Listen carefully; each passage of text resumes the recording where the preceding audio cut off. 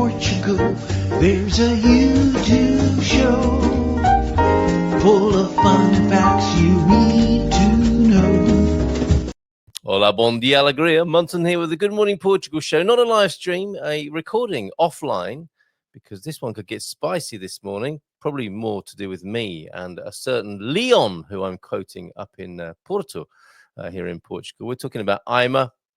We're talking about and the future. You know, does it need to be like this? Is the big conversation this morning. But yeah, hola, bon dia, alegria. Munson here with the Good Morning Portugal show, the podcast, and the Portugal Club, of course. And my special guest this morning here to talk about those issues. We've got Raquel and Nuno. Let's give them a nice big round of applause. We've got Raquel on the screen now, and Nuno as well. Good evening. Good evening. Good morning, folks. What's happening to me this morning? How are you, Raquel? Good. You? What's that background? What's happening there? Where are you plants? Saying good evening. No, I'm in the new doghouse studio. This is Mrs. M, obviously very busy with her astrology business. You've been kicked out. No. I've had a change of location. Scenery. It's called the doghouse studio because it's like a shed, and these are pieces of timber that have been repurposed, especially for the dogs do come in here with me as well. It's an area where I'm allowed to mix and mingle with the dogs in the way that they weren't really allowed in the studio before. So but you even have a second studio. I don't even have one, so that's perfect. Well, yeah, I guess so. Yeah, I should be grateful. I am. I've got it how I want it, and she's got it how she wants it. It's that sort of perennial thing of, can couples work together or not? It's quite the challenge, isn't it? So, and this is the current setup of, can couples work together or not? We have separate studios. Right. Okay. So how are boundaries? You, absolutely healthy ones, I hope too. So how are you, Raquel? Since we last saw you. Great, thank you. Everything is going okay. I am going to give. I forgot to tell you this. I'm going to give a talk next week, so I'm like preparing everything in an international entrepreneur women organization here in Cascais, of course in Cascais. Yeah. And I'm very excited about it because, I love the talking part. I hate the networking part because, really? Extreme introverts. Oh yeah, it's my worst nightmare. But I have to do it because I like the talk part. So I have to get to that. And so, but it's going to be very exciting. And I'm going to be talking about the culture of doing business in Portugal, which is, not such a technical thing, but it's a very fun thing because, as you all know, and you've experienced, Carl, Nuno knows it because he's Portuguese as I am. We're not surprised with these things, but they are, Nuno. And so it's very fun to talk about these different things that happen when we do business, when expats do business with us, and they're like, what is happening? So it's really fun. I have heard myself say that from time to time, and it does connect with the discussion of the day. But that's amazing. Most people would rather be in the crowd than on the stage. For you, it's like, I can't bear to be in the crowd. Put me on the stage. Yes, I know. To each his own. I had to be crazy somehow. This is the way. Well, I'm sure you'll be brilliant. I'm sure you'll be amazing on there. And how is the Cascais summer? The Cascais summer is the Cascais summer is windy, right? But with those 2 or 3 days of really hot days, it's been as unbearable as in the rest of the country. But this week, I think it's a bit more balanced. Let's hope that this year there's the possibility of doing summer vacations here in Cascais, because last year it was terrible weather all summer long. So let's hope that this year it is possible. Yeah, we've got a weird one here. But don't you see I'm so tanned? Can't you see? Yes, but you do look like you're ready for a great summer. Right. And I'm sure you'll be amazing at the upcoming talk. So if it's possible to get a link to that we can share with you. Yes, I will. Of course, I will. It's here in Cascais. It's like 6:00 in the afternoon, so everybody can go. And it's just a half an hour talk because I don't want anyone falling asleep. So it's just a half an hour talk, and then some networking, and there's some some hors d'oeuvre and some drinks to go with it, so people can handle me, of course. But it's going to be fun. I'm sure it will be, and informative. I'll send you the link. Yeah, please do. Let's get that in with the show notes here. Thank you for being here this morning. Nuno, I think we're going from Cascais now up to the north of Portugal. Olá, bom dia, tudo bem? Where are you this morning, Nuno? Possibly frozen. Is he smiling? Enigmatic? He's quite quiet. He's quite quiet and composed, right there, isn't he? It's the north of But Portugal. he's always smiling, you know. Oh no, he's gone now. Okay, let's take him off the screen for a moment, and we'll come back to that lovely lineup. It was too much for him. Oh no, he's back again now. There we go. I don't know if you got my question, Nuno. My connection is just going down. So See, sorry. same. Okay, don't worry. It's all good. Oh, it's all good. Also you? That's what happened previously with me. Just it all went. Yeah, There's some funny I'm things. searching for the second internet device that I have. Really, he's come prepared. He's a scout. Backups. Be prepared. Yeah. He's taking a scouting approach to being online this morning. How are you then, Tudo bem? Apart from your connection disappearing, Nuno, everything good in your world? You're busy, I believe. Yeah, personally very busy. I'm moving He's home. never busy. Some, I've some never stuff seen to- him busy. No, sometimes I get tired, and this one is one of these times that I've never seen you like this. No, what's happening? We need to go and give him a Yeah. hug or something, don't we? Look, first packaging stuff, and when I see a lot of stuff, I stay overwhelmed. It's like when I enter in a store full of stuff, I just want to leave. Okay, But I it's cannot on the handle it. occasion. So much Visual. information. Okay, Yeah. But this time it's your this is house, what's and not a happening. shop. Yeah, I know, but it's the same. It's the same noise to my mindset, to my mind. So it's too much. So I'm moving home in Lisbon. So packaging, transporting, and some of the stuff I bring to this home in Lamego. So yeah. Well, good luck with that, Nuno. Yeah, Is that moving. traumatized? Yes, it's frozen again. Muito obrigado for my cup of tea there.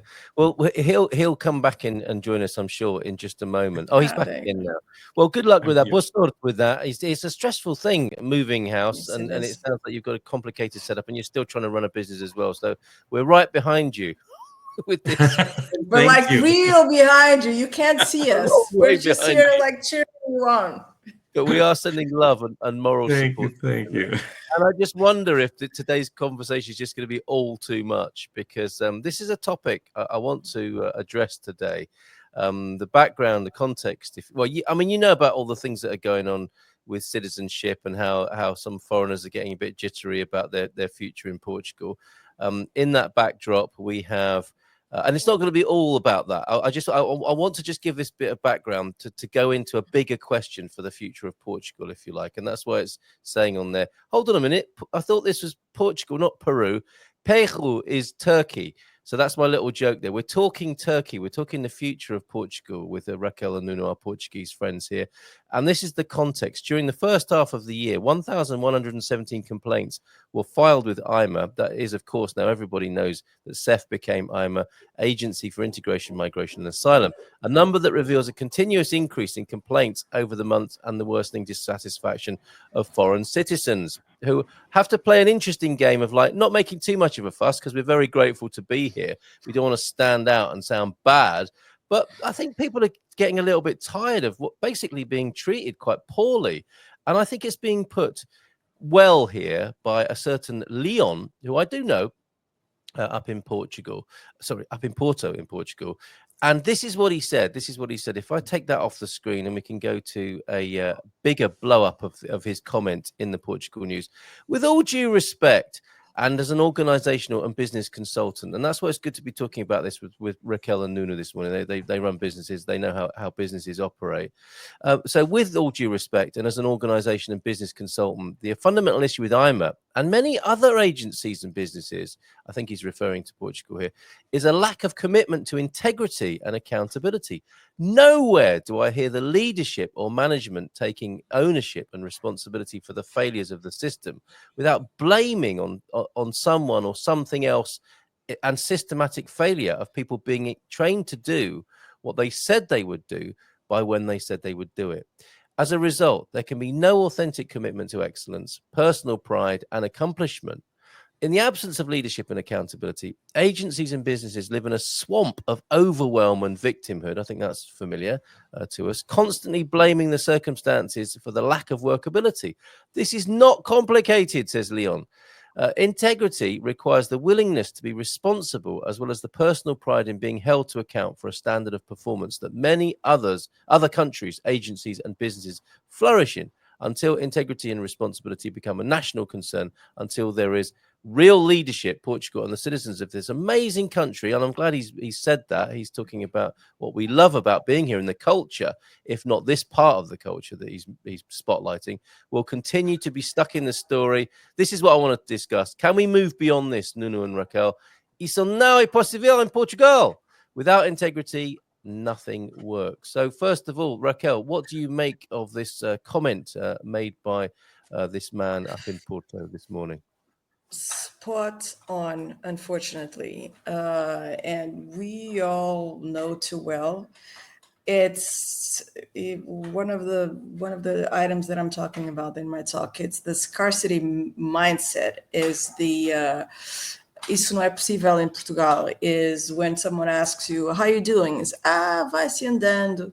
This, I don't know where the 1500 spirits went. It's gone. The adventurous, the entrepreneurship, the risk takers, the integrity, the pride, the people that were doing new things and priding themselves of being adventurous and trying new things. I guess the 50 plus years of autocratic political regime hurt us more than we think, because 50 years later, it's still here, very much present in our mind. And that is spot on. That happens not only in public institutions, also in big companies. So when you don't have a culture of integrity, of responsibility, of cooperation, of, okay, it's okay to make mistakes, but let's learn from them and let's do something different. When people can't voice an opinion because they're afraid of getting cut off, or they're afraid of, not climbing the corporate ladder, this is what happens. We have automated people just like stamping documents, trying not to decide anything whatsoever, trying not to risk anything whatsoever. And at the end of the day, they just, in fact, they just want to get to the end of that day because they're so fed up with working at that job. And it's impossible. When you're that helpless and that unhappy at a job because you don't see anything working, there's no leadership, you don't see things organized, you kind of, throw your towel down because it's like, I'm not going to be the one making the difference. So unfortunately, this is absolutely spot on. And yes, the pressure at CEF and AIMA, whatever, it was completely an overwhelming tsunami of requests. No other administrative agency went through this. And I don't think that there's a lot of agencies in the world that have gone through this, okay? So yes, it is a very particular circumstance, a very difficult one. But still, that should made us look even further and with more eyes and more spotlights to the situation. And what we're doing, what the government is doing, the successive governments are doing here, is trying to get the focus somewhere else and just shove that to the back end of exposure. And it's getting bigger, as any problem quando empurramos com a barriga, when you push with your belly, which means, you just try to get on with it and try to not think that it exists, it gets bigger. And it's going to get even bigger. and now it's translating a reality that it's not there. That it's not there. So now it's getting pumped. It's getting the wrong kind of focus, and I don't believe that every single person working at AIMA is trash. Quite the contrary. I don't even know how they can handle this pressure without going insane. Absolutely. I think that they are doing the best they can. They're handling people that a lot of times don't speak Portuguese. These people that went to working there, they weren't, explained. There wasn't a requirement of them speaking English, French, German, Italian, Spanish, whatever. So this is an impossible mission. They have been put at an impossible spot, and I really feel for them. So this is absolutely the top layer of leadership responsibilities. Sorry for my rambling. No, it's perfect. I wanted to hear all of that, and I want to say, as a recipient, as somebody who's dealt with those authorities, it's not a personal matter. I mean, not everyone's brilliant at their job, but mostly I see that these people are trying to do their job despite a terrible system, and it's the system we're talking about, and it's that part of the culture we're talking about. This is not a witch hunt, because as immigrants, we feel that witch hunt thing, don't we? Like you said, it's that could be a sideshow that is being made the main show. It's like it's not this cultural thing. It's the foreigners putting pressure on us, and that, of course, is part of a political rhetoric that's going on. Let's see what Nuna's got to say on this. Nuna, what do you make of Nuna's comments, of Leon's comments and Raquel's response, and what's your personal view on this? I totally agree with both, with Leon and Raquel. But this is an equation that it's not easy to solve. First, yes, this is part of what is embedded in the Portuguese culture. Yeah, it's true. So entrepreneurship and people that think differently and won't make the difference, they are not, or we are not evaluate. Okay. We are in this moment a politicized country, which means that even good ideas that politics have, there are in the other side of the parliament people against these ideas. So it's very difficult to do anything here. And this is not only in Portugal. This is in all the Occidental world. And this is the reason why some parties assemble to the right side of the political spectrum. Spectrum. Thank you. They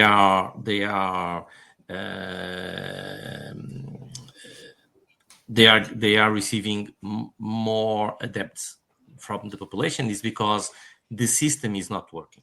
But when we look to the statistics, and I don't know if it's in 50 or 70 years, the statistic is that all the countries in Europe, will have 50% of the population that they have today.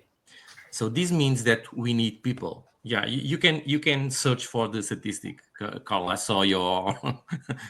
I know that despite decades of being told we live in an overpopulated world, what you say seems to be the actual truth. The trajectory is that there's going to be massive population declines. I didn't realize it was that drastic.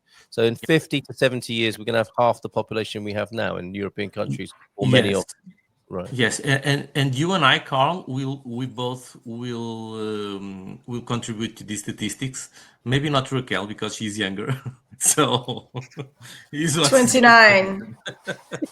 So to ensure the economy of the countries, we need people coming from other countries. And what I think that will happen is that instead of saying we don't discriminate no cultures, no countries, whatever. So we are open to everyone. What I think, but this is a personal thought, is that countries will start selecting what kind of people we want to have living side by side. Because today in Lisbon, you can catch a Uber, and the driver, he don't speak a single word, not even in English. I'm not talking Yeah. in Portuguese. I said in English. So it's Yes. impossible because he's looking to the phone and to the GPS and okay. Yeah. And this is a problem. This cannot happen. This cannot happen. So this is not a problem of your audience, Carl. So British, Canadians, Americans, and so on. They are not the problem. The problem is other cultures, people coming from Pakistan or Bangladesh, because when they don't know the language, they will be more not suspectable. They will take jobs underpaid, under the law, the Yeah. minimum wage. Okay, Yes. and this will create a problem in the society. So AIMA, with all of this madness, so a lot of people, they are overcrowded. The politicals are also changing ideas. So what they can do, and I'm 100% sure that they are doing their best. But due to the lack of leadership, once again, Yes. it's, And everything is integrity related and with accountability. leadership. The things that were mentioned before. Yes. So they are doing that. They're just click, click, check, check, check, check, check, check, and I'm done. You They know. do have a terrible system to work in. Somebody sent me a message yesterday. They wanted to change their address. They waited 4 hours to change their address, only to be given a piece of paper to help them change their address, which couldn't be done on that particular visit. They were sat next to other people who have been flying around the world and called back to Portugal for appointments with 3 days' notice, only to be told, sorry, we made a mistake, we can't see you today. It is chaotic. On a personal level, it's disastrous for some people, and we can see systemically it's a mess, from top to bottom.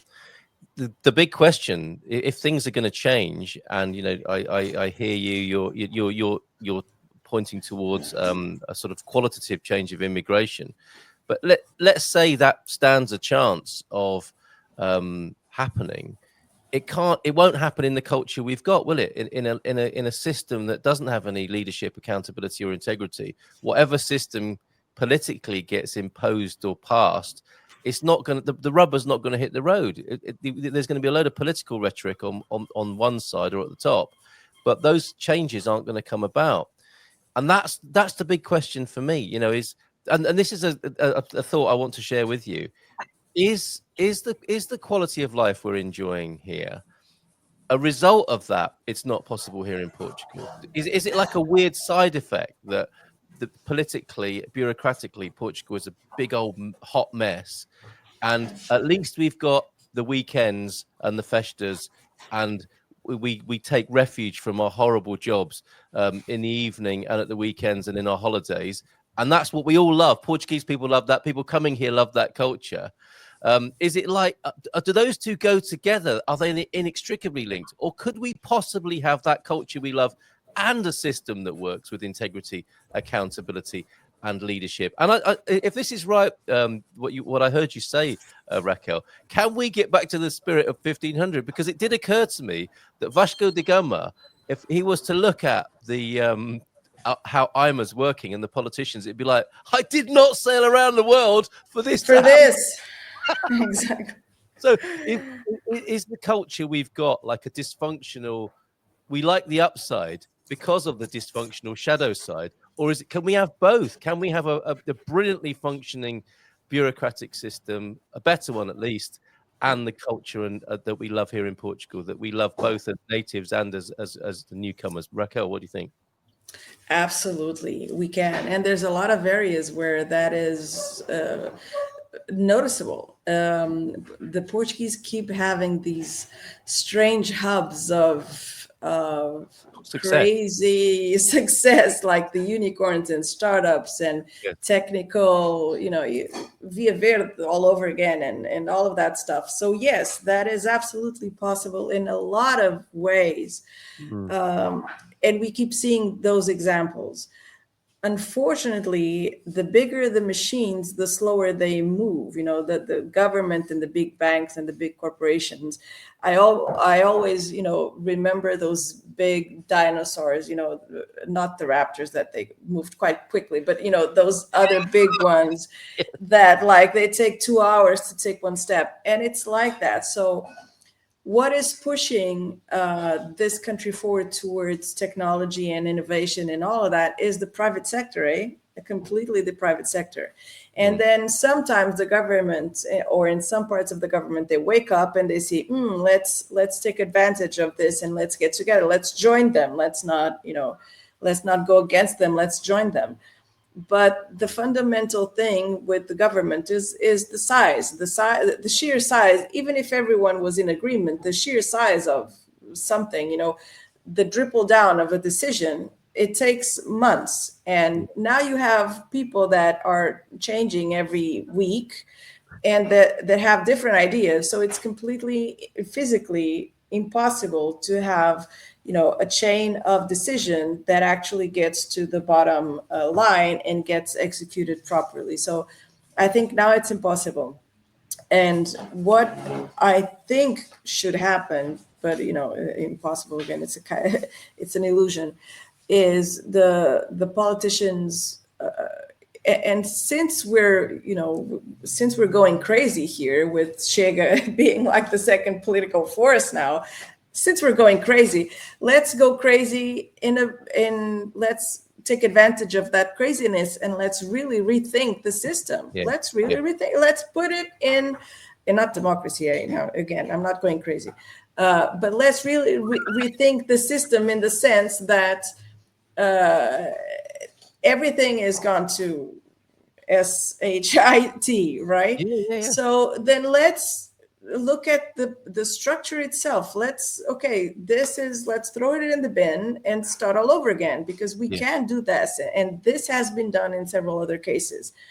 But I see again in the politicians, and because unfortunately they are the ones that are, ruling this country, is they much rather be contesting each other than actually making something, that is good, or negotiating towards the better good of a solution, even if it's not 100% what they want. So I don't really see this thing improving or getting any better unless someone wakes up there in the government and starts to act a bit smarter and more intelligently and says, okay, let's cut the crap. I don't know if I can say this, but okay, there it is. You can bleep now, right? So let's cut the crap and let's rethink this. Bit late, sorry, go on. Bit late. And study the system, simplify the system to get it moving faster, because adapt or die. And a lot of companies felt that, and we've seen that. But the governments can't die because they have to continue, and that's the issue. They're already dead. They just don't know it because they have to keep functioning. And so it's very difficult. And I think that private individuals, private companies, entrepreneurs really have to step in and grab the bull by the horns and be really interventive in the society right now. Thank you for that, Raquel. Same question for you then, Nuno. Do we enjoy this quality of life because of that shadow side, or can we have both? Can we preserve this lovely life, this amazing country that Leon speaks of, and change those systems. They did it with finances, didn't they? I think you notably said that, Nuno. When they need to, we get some incredible efficiency going, don't we? Yes, it's 100% possible. 100% possible. Remember that in 1500, so in the 16th century, a guy that have two options: look to Spain or look to the sea, and he was The sea was friendlier. yeah, and so he saw a world of possibilities where all others only see so an impossibility. So as Raquel said, we had plenty of unicorns and good ideas. So yes, it's possible. Now, as Raquel said also, it's from the private sector. All of these come from the private sector, not from the public. Yeah. So we only want that politicians let us work. Okay, let us work. Support entrepreneurs that want to do things differently because they are taking risks. We are taking risks. Okay. Yeah. Sometimes we won, sometimes we lose. It's part of the game for everyone that is willing to take this to play this game. So yes, it's possible, but it will be very difficult. I don't know a country where politicians are accountable. That's true. This is the point. Yeah. Okay. So because they are not accountable, they can do all the mess. Because then the other one, the guy that will follow, will do the same. Okay. So I don't think also that the way the life that we have in Portugal, we appreciate so well due to the mess of some areas, what is going on some areas. I think that this is part of the Portuguese culture. We like to mingle. We like this kind of parties, share our time with the family, and this is part of be a Portuguese. Okay. Yes. So it has nothing to be with the mess. Okay. It's because our culture, basically. But you know why I'm asking that, don't you? You know why I put it like that, because it's like, well, it's a terrible mess. How are you? Mais ou menos, it's terrible. But at least we've got the weekend and the festas. That can become a way of life, can't it?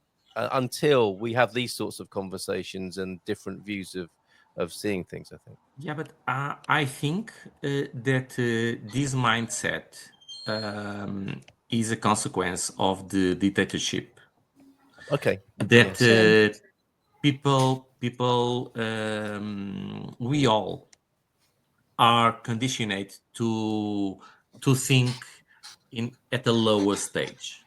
Yeah. Okay, instead of lift the head and see behind everything. No, we just are looking to our shoes. Very good. So instead of looking back 50 years, we look back 500 years for inspiration. Yes. Add a zero. You can say that. Yes. Yes. I mean, just roughly speaking there. Yeah. Okay. We're like half an hour in. I don't want to keep you. I know you're busy business people. You've got to go and do things. And I really thank you for your honesty and candor around this. I just want to say one more thing and just to see what you think of this and briefly, of course, so you can go.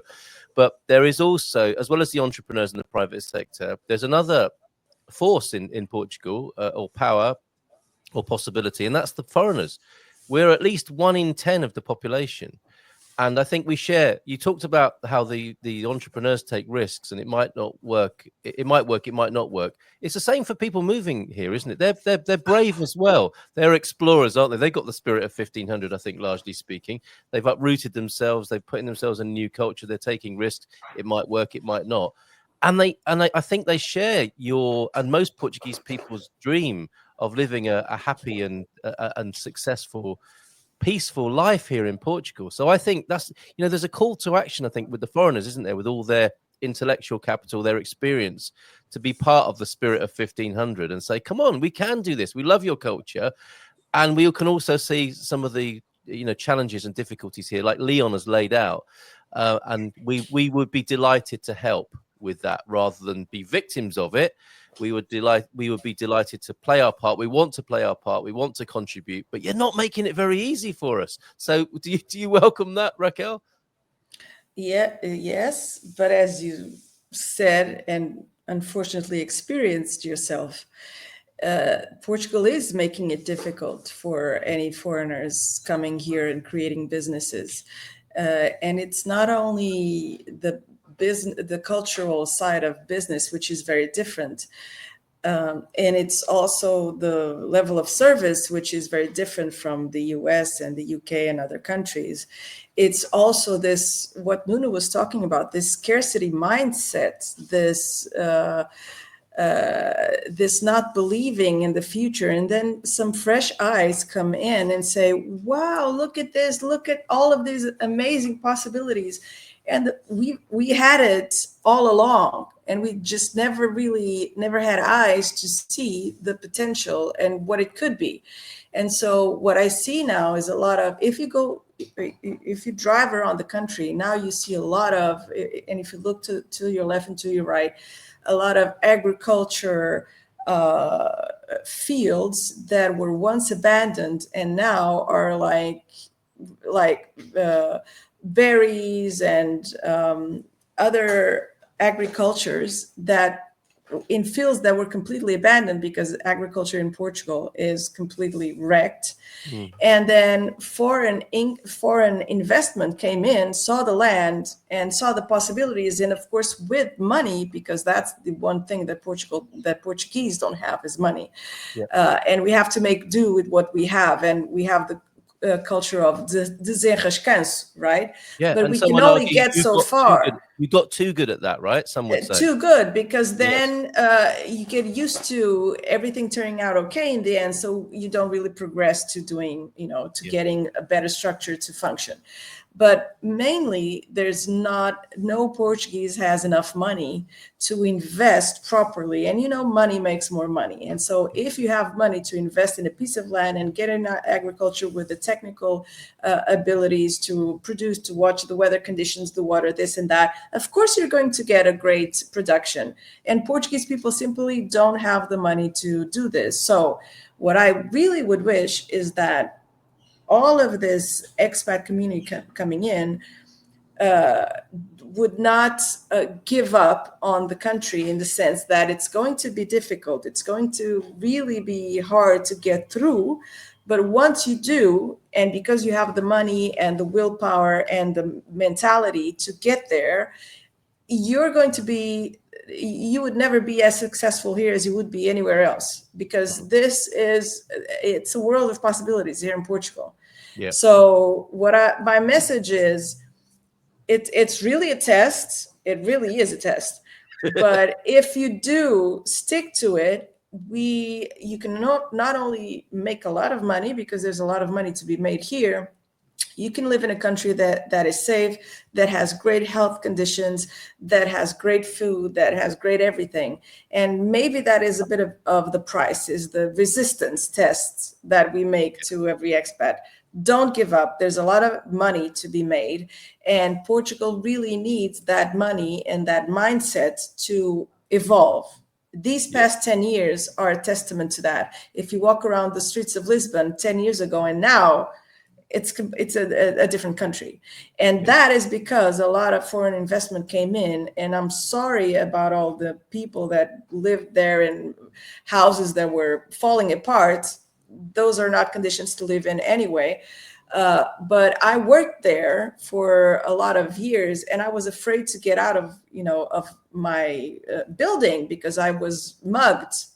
And now that's not the reality. So Portugal is different because of the expat community. Let's take a look at that. Let's, let's embrace that, and let's help them help us, Well, thank you for that. the words of Tom Cruise. and your metaphors this morning, the spirit of 1500 and looking to the sea. Let's look to the sea together and see what's possible. It's when you set out, sometimes the conditions are difficult, but there's nothing better, is there, than when the water goes calm and you see the sun and you feel the breeze and you've got the sand in your hair. That's a beautiful thing. Nuno, your conclusion on this, if I may. Following the idea of Raquel about the possibilities, I really love when people say it's impossible. Yeah. So we have a say that is, in a land of blind people, the one that has an eye is the king. Yes. So we are a country of a blind society.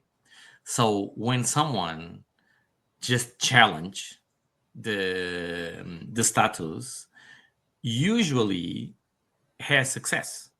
And Via Verde and Multibanco and many other finanças are the examples of that. Yeah, it's true. Yes, so it can be done. So yes, and what is amazing with your audience is that they are not, and contrary to other cultures that are coming to Portugal, that are coming basically to take advantage. Mm-hmm.